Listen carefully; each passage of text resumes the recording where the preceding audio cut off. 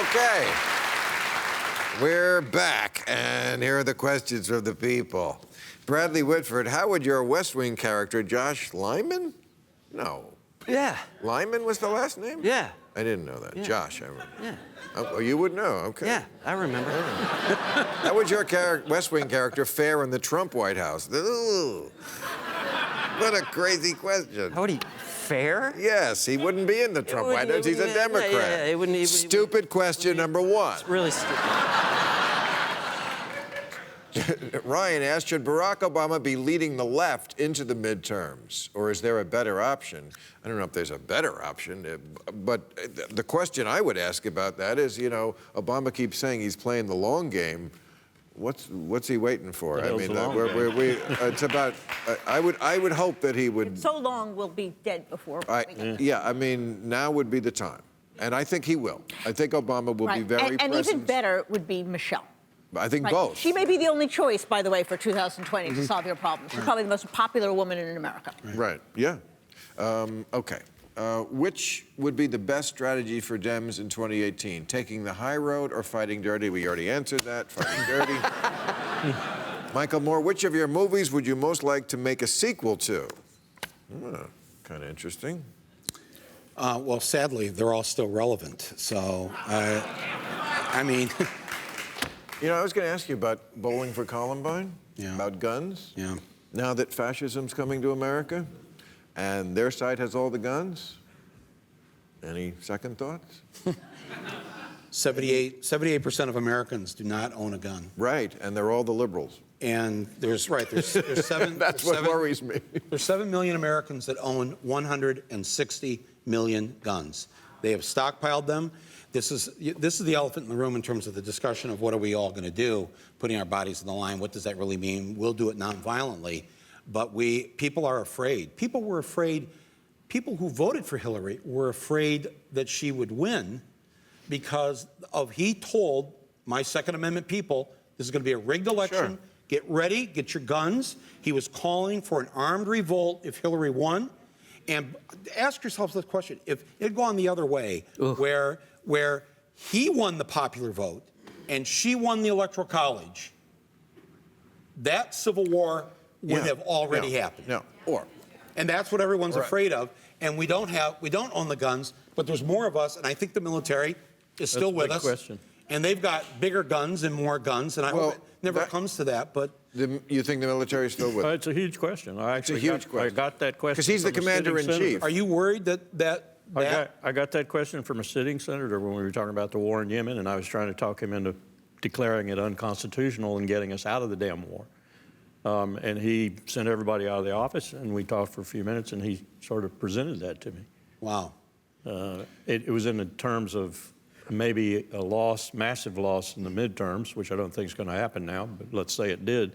And then impeachment proceedings proceeded with haste from both parties.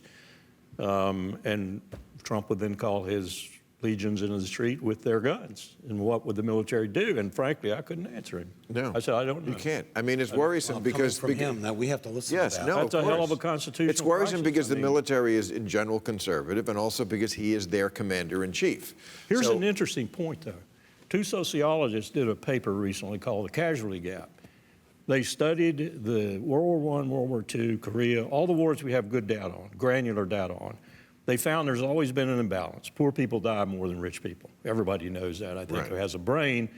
But in the last 17 years of war, the gap has grown astronomically. So they wanted to see if that had a political impact. They went and did a very fine poll with controlling factors for other answers and so forth. Came to find out that most of the families who lost someone or had someone wounded badly voted for Trump.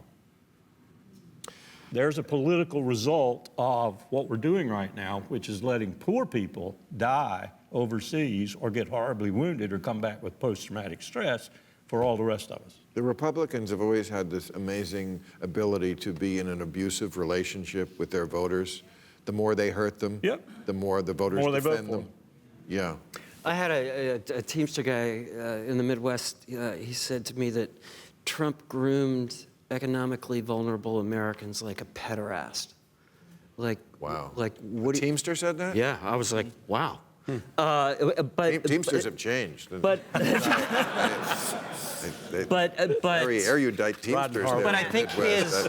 his vanity and search for love to fill the God-sized hole in his soul, which is not intelligence, but it's as inevitable as water rushing down a hill. Right. He will go for that love, and yeah, that's the bait and switch. There's economic anxiety. Oh wow, blaming immigrants works. That turns it up, and then you and I get a tax cut. That's the switch. Given the commonality of threats, Cameron asks, made on social media by mass shooters, should the government take a more active role in monitoring these sites? Not Donald Trump's government. No. I mean, I really don't That's want him. The right. thing that I fear more than Mark Zuckerberg is Donald Trump. So, no. But, we haven't talked very much about what happened in Annapolis. The person who is fomenting violence the most is the President of the United States. Incredible. He turns Absolutely. the crowd on journalists, a hooting, hollering, screaming mass of people. He individually picks out journalists for them to direct their ire. He calls us the enemy of the people. He says that we are unpatriotic, that we do not love our country. And we're surprised when someone picks up I feel it on the street, the way people drive, angry. And I feel like more than ever, they're over the line. Like the line in the middle of the road. I'm always honking, like, get on your fucking side of the road. I don't know if it's, maybe some of that is texting, but I don't remember that before. I think though, worse than anger, most people, I think a lot of people in this audience are filled with despair. And Well, it was a bad week. This was a week This was a bad week, it but- was like 1940 when France fell. It was like 70 AD when the temple in Jerusalem there's fell. another- I mean, that's how it felt. but- There's another implication. Thank you, AD 70 fans. Of these conservative justices that bothers me. The Supreme Court throughout its history has always shown a deference to national security issues. It rarely weighs in on national security issues, whether it's the Patriot Act Right. or unconstitutional wars. We're going to get a court probably that's going to be even more so that way. And so that's more supportive of the national security state we have become, the warfare state we've become. And that's very, very dangerous. That's what Eisenhower warned against. Walmart today had to remove a T-shirt that they have for sale, and the T-shirt said, "Rope, tree, journalist, Yeah. some assembly required." Wow.